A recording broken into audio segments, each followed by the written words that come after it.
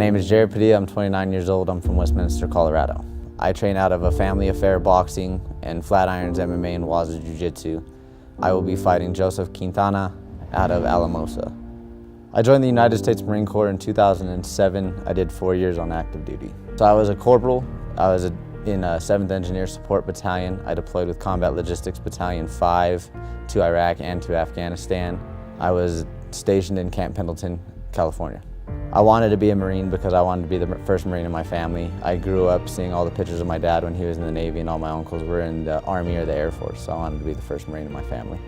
My name is Rudy Padilla. My military background started just right after high school. I graduated in '68, entered the Navy in 1968. I was what they call an E5. I was an electronics technician, communications, 2nd grade. I did that because when I was in high school, I wanted to do something different.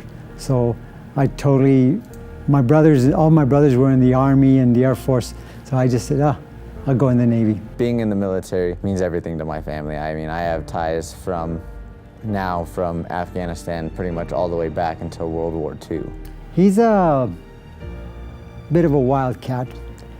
Through high school, he did a lot of stuff he shouldn't have done. And when he finally decided to go into the military, it was very good. Me and my wife really enjoyed that opportunity for him to get away from the norm that's here in anywhere in the world. My first few months of boot camp was an eye-opening experience. Definitely not what I expected it to be. It was a lot more intense, a lot more in your face. Definitely a lot harder than I thought it was going to be. I deployed to Iraq in 2008 with Combat Logistics Battalion 5. We were stationed in Ramadi. We helped build up Ramadi, build up a couple of the smaller bases around in Bahariya, established another foothold in Baghdad. Then I deployed to Afghanistan. In 2010, I was with CLB 5 again. What it was like experiencing combat for the first time was definitely not what anyone expects. When you hear those first shots come off and hear them ping off vehicles, it's definitely an eye-opening experience. It makes you feel how small you are in life. It's definitely not something that's easily describable. When a vehicle gets blown up or you see an RPG rooster tail between your vehicle and the vehicle in front of you, it's definitely scary. It's definitely something that has left a lasting impact on my life. The most powerful memory during my combat tour is just the camaraderie that we have between, our fellow Marines, our fellow brothers in arms. There's no better friend that you'll ever have than one that you could possibly lose your life next to. Being a Marine, to me, means everything. I mean, it's a title that we earn. It's not given. It's something that we worked 3 months in boot camp to earn that title of Marine. It's something that can never be taken away from me. So I was in the Marines a grand total of probably almost a year after my last tour before I separated out. When I first got out of the Marine Corps, I felt lost. I didn't know what to do. I didn't know what to do with my time, to do with my efforts. So I resorted to drinking a lot and getting into a lot of bar fights, and had a lot of hate and discontent for the outside world that hadn't seen the things that I had seen. I ran into my now girlfriend for the past 6 years, and she helped get me out of the bars, helped with me controlling my anger, and some days she told me that maybe I should do it for a profession. Maybe if I'm going out doing it all the time, maybe I can possibly do some good out of it and maybe make some money off of it. My name's Carrie Ann, and I'm from Denver, Colorado, born and raised. I've known Jared for a while. I knew of him back in high school, but we kind of reconnected about 7 years ago. So with his military background, it's made not for a very easy relationship with his PTSD and his attitude and the temperament and stuff, but we definitely worked through it. His military background's helped him as a fighter because it's definitely gave him motivation and focus to direct his anger into something positive. That was perfect because it allowed him to develop his energies in a safe environment. Even though you're fighting and hitting people, you're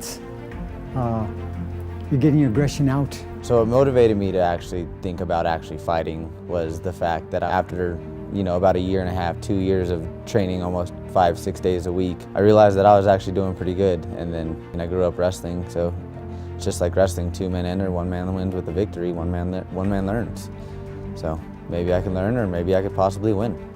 Well, he's in fight camp. I mean, we don't really see each other much. It's mainly just at night. And so he kind of does his thing and I do my thing, and we'll see each other at night, have dinner, and then it's off to bed. Because I know with the weight cuts, he's super angry and irritable, so we just kind of keep our distance from each other, therefore we don't make each other mad. My first time stepping into the cage was definitely exhilarating, to say the least. I got my heart racing, all the emotions run over you. You're excited, you're scared, you're worried, you're pumped, It's definitely a hard thing to describe, because it's so much going on at once that your body doesn't know how to react to it. My most memorable fight was against Paul Lucero Jr. at last year's AVM. We went in there and it was a complete and total bloodbath. It was a 3-round war. We tried to kill each other for 9 straight minutes. He shattered my nose, I broke his nose.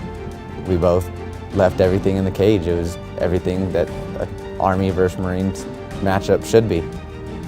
To be on this AVM card is kind of overwhelming, seeing that it's at the Pepsi Center this year, but it's also uplifting to know that I'm at the caliber of a fighter that can be on a card of this magnitude.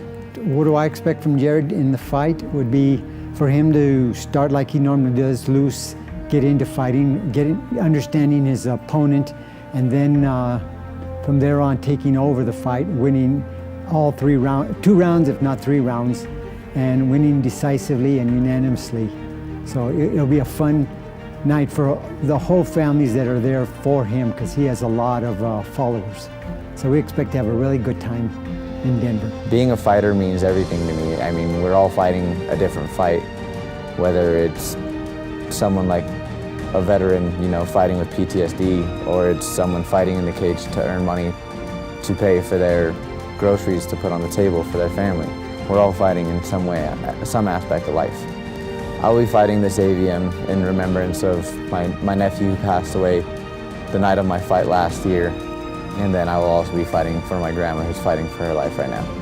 What comes next for me after this AVM is whatever Jeff and all the matchmakers for Sparta Combat League decide to put in front of me.